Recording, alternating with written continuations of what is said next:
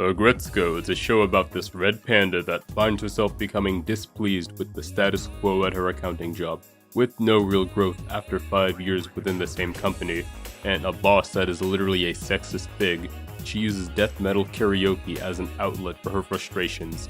But is this show really all the rage? In case you didn't know, I'm Inviso, and this is Medianalysis. Here we go.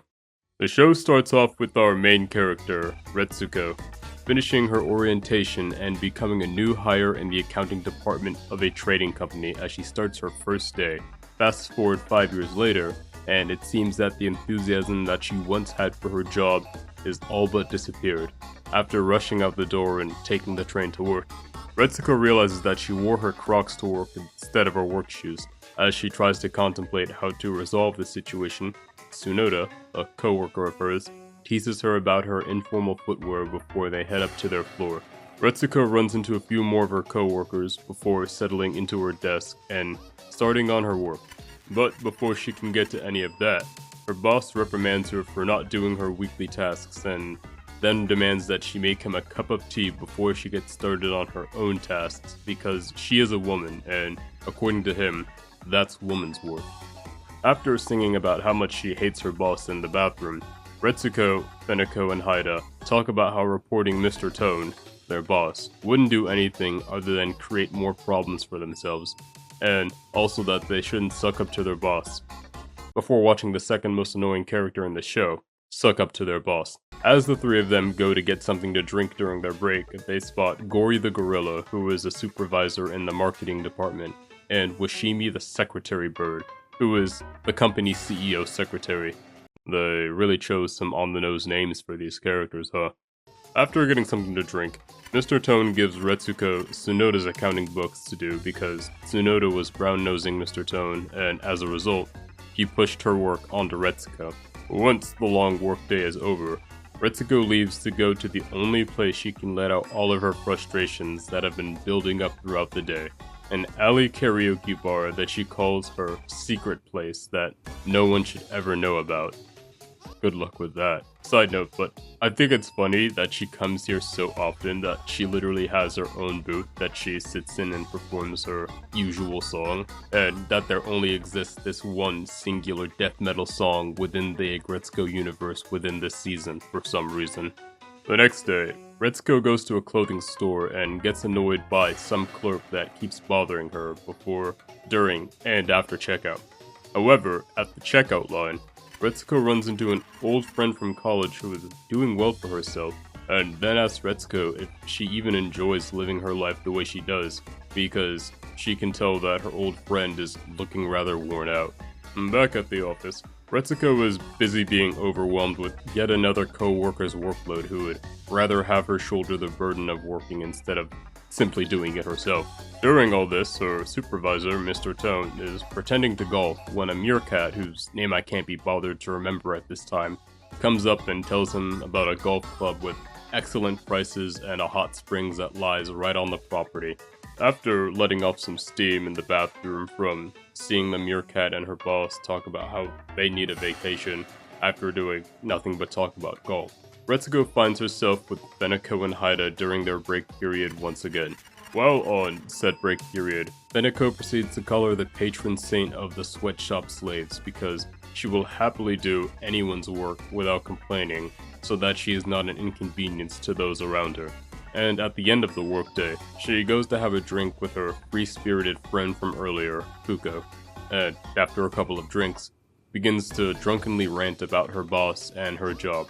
In response, Fuko offers her a job at her new business that she is starting, and Retsuko begins to fantasize about quitting her current job and going to work with Fuko. On her way to work the next day, Retsuko is stopped by a reporter who asks if she has an annoying boss, and she is more than happy to spill about Tone and the things that he puts her through on live TV. Once she gets to work, a coworker of hers notices that she is actually happy for once and doesn't have a look of defeat in her eyes.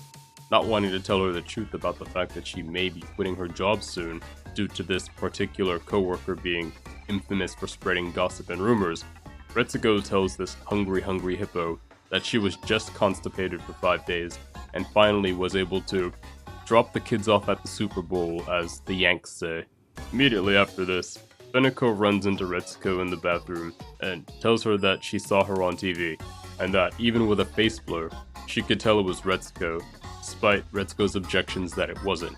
After this bathroom business, the next day, Haida the hyena asks Retsuko if she gave birth yesterday, and the reason he asked this seemingly out of nowhere question is because he heard a rumor that she had given birth. A lizard person whose name I can't be bothered to remember begins to chastise Retsuko for making a mistake on the work that she dumped on her and wasn't even Retsuko's to begin with. This time, however, Retsuko actually stands up for herself and tells the lizard person that if she wanted the numbers to be right, she should have checked the ledger herself instead of piling her work onto Retsuko. The next day, Retsuko meets with Fuko and recounts how she told off the lizard person, and while on the topic of work, she asks Fuko where she is going to be opening her new business. Fuko then explains that there isn't going to be a physical store that Retsuko will travel and commute to, but instead, a website where she will mail the things out and, after a few years, will have enough to rent out a place for her business to have a physical address. Realizing that her dreams of working in an import shop have been shattered by the reality that is capitalism, Retsuko returns to work the next day with a hopeless expression on her face. A pit of sadness that is then filled with anger and surprise as Sonoda the brown-noser asks Retsuko if she is leaving the company for good, causing Retsuko to run and find Kabai, where she confronts her about telling Sonoda that information. Turns out that Kabai got her information from Komiya the meerkat, who informs Retsuko that Mr. Tone wants to have a word with her. The most useful piece of information that comes from this conversation is the fact that Tone only uses an abacus for all of his accounting, and never uses a computer program, or even a calculator, which is honestly pretty impressive. So, it turns out that Retsuko was searching up all types of articles and sites to figure out how to quit her job, well, on the job, and the network specialist snagged her data and printed it out so that Tone could berate her about it. And it was pretty stupid for Retsuko to go on these sites during working hours while connected to the company's IP address. At the very least, she could have hit her browser activity if she had used today's sponsor NordVPN.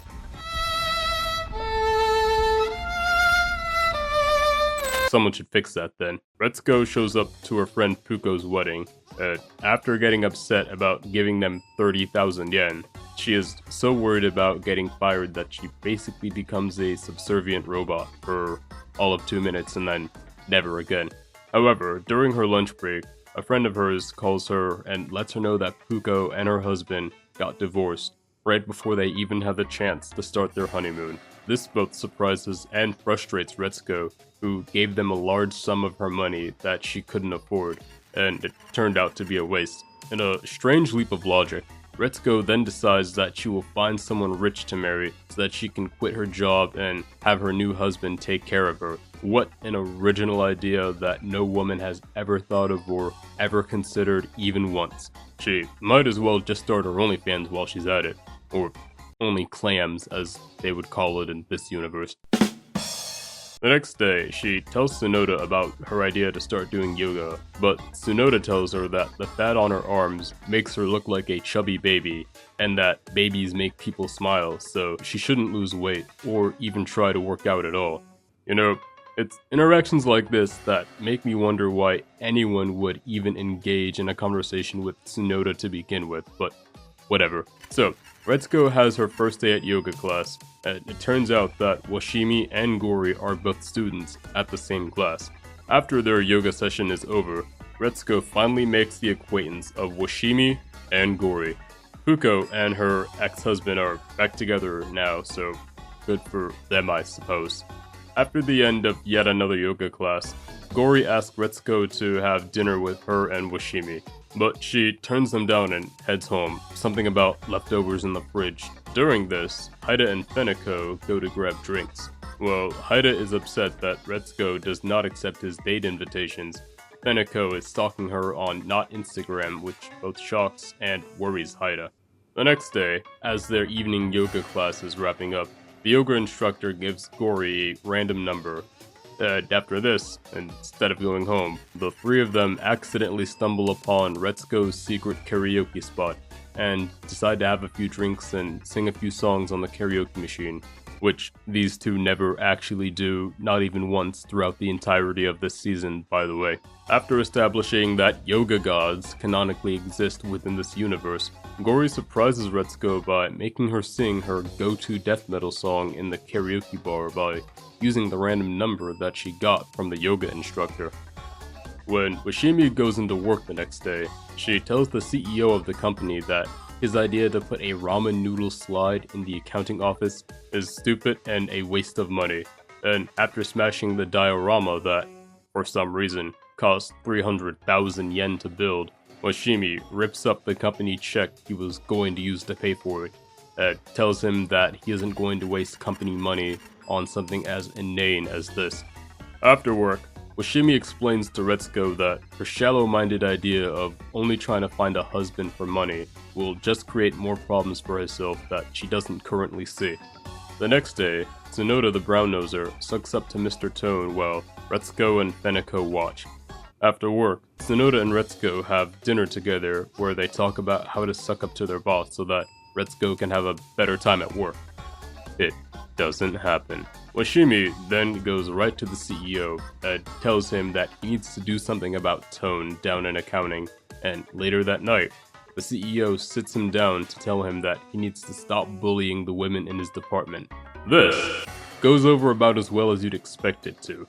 The next day at work, Mr. Tone is trying to be nice, but all that really does is make everyone else extremely uncomfortable.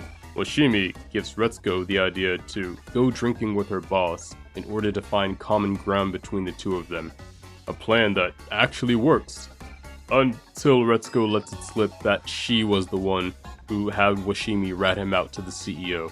Once he realizes what she did, Tone performs an actual diss track rap during the company karaoke party event, and at first, Retsuko doesn't shoot back. But after looking at the picture of her and the other girls in the karaoke bar, she decides to counter with her classic death metal song, which, until I'm proved otherwise, seems to be the only song she knows.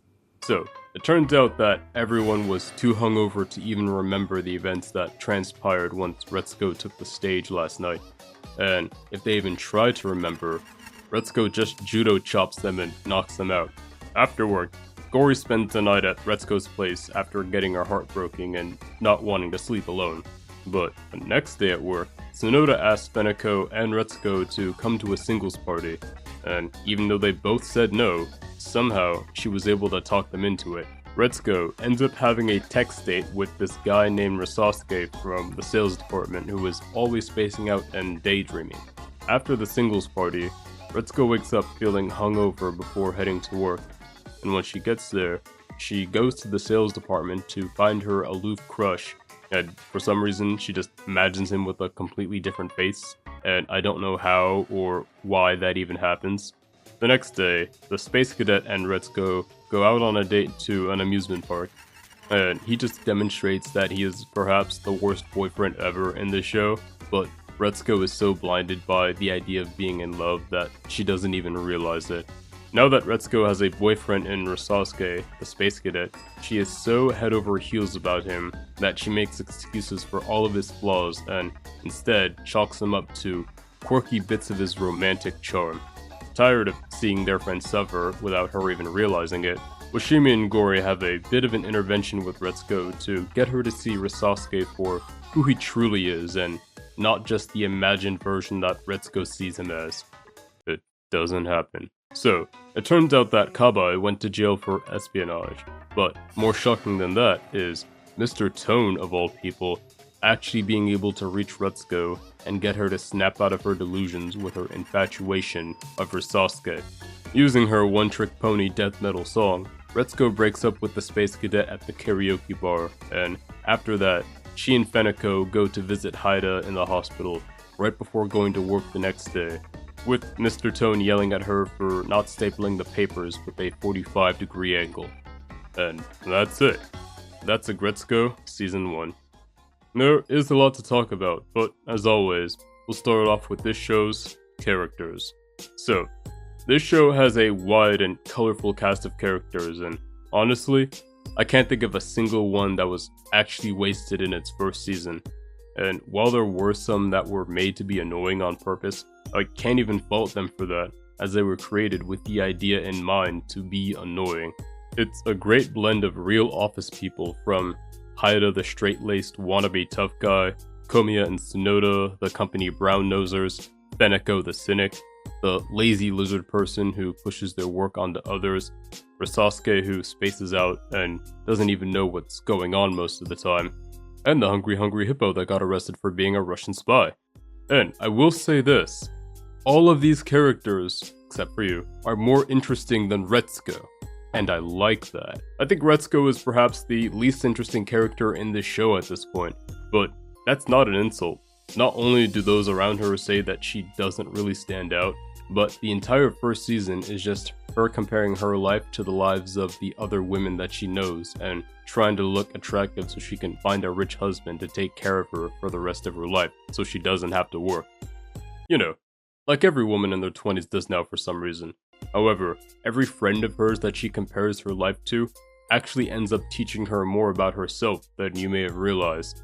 Fuko showed her that Retsuko isn't suited for an on-the-fly lifestyle and needs stability and consistency within her life. Tsunoda showed her that not everyone is going to go to work and make it to where they are without kissing up a bit, and even if they don't want a brown nose in the moment, in the long run, it makes things better.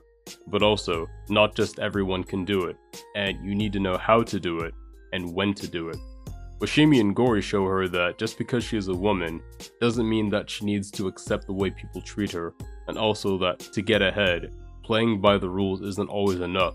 Sometimes you need to find common ground, and meet them in the middle.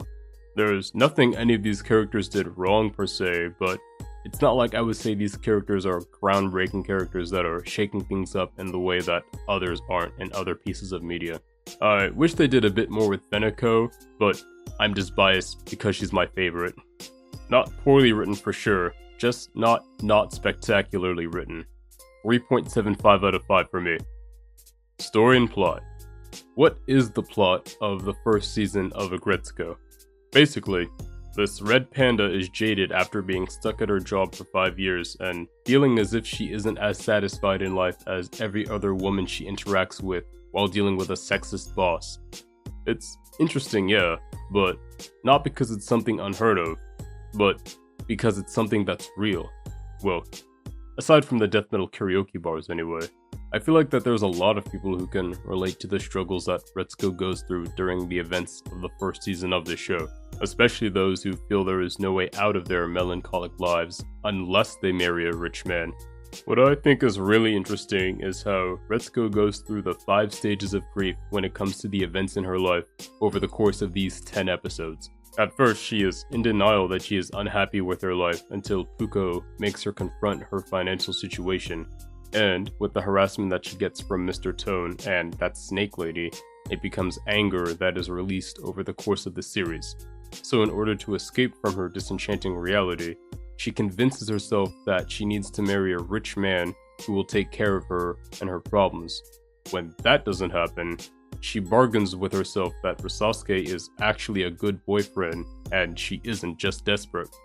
And finally, she's able to accept that she doesn't need to put up with the negligent behavior from both her boss and her relationship partner.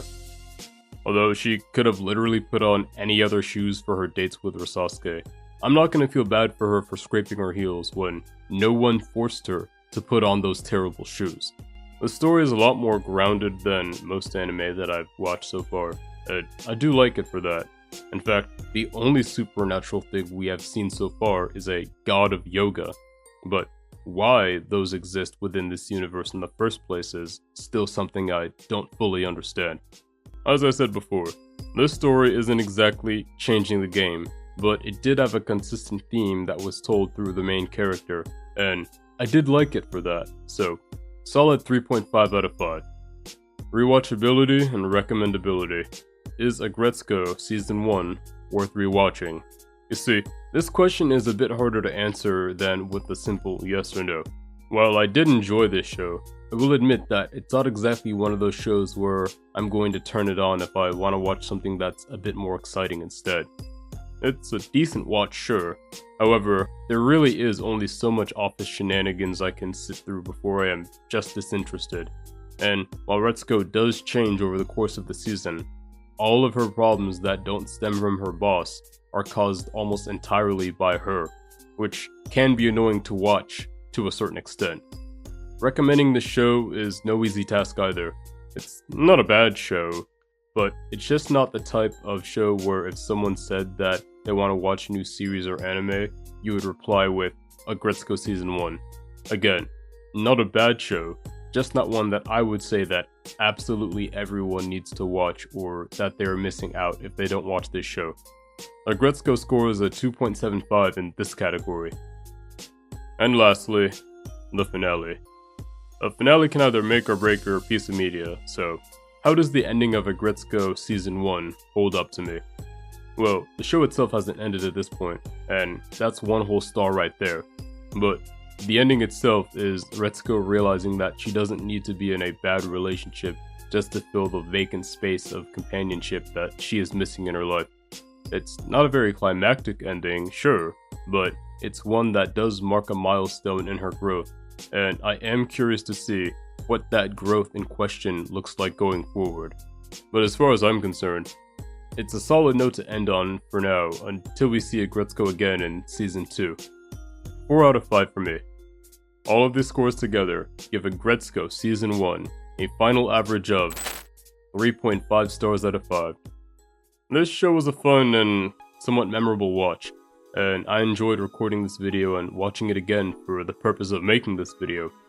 And if enough people like this video and comment for me to cover the next season, I'll do just that.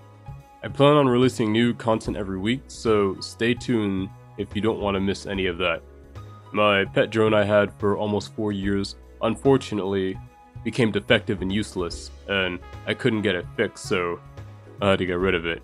I guess it just wasn't built for long-term use, and that made me kinda sad. But I got an adorable little cat named Tigress, which is just so much cuter. And my Tigress really seems to like the show for some reason, so I hope that she likes this video too. But at the end of the day, I hope that you enjoyed today's episode. And if you want to see more Medianalysis, you can click on the playlist on the right. Or if you just want to see my most recent video, you can check out this video on the left. However, that's where I'm going to leave off for now. Thank you for staying until the end of the video, and a big thank you to all 1,377 people who bought tickets to the Inviso show. Tell me what you thought about the video, and what you want to see me talk about next time. But, until that next time arrives, I'm Inviso, and that's all for my spill. Like, comment, hit subscribe. You'll never know when, but I'll see you next time.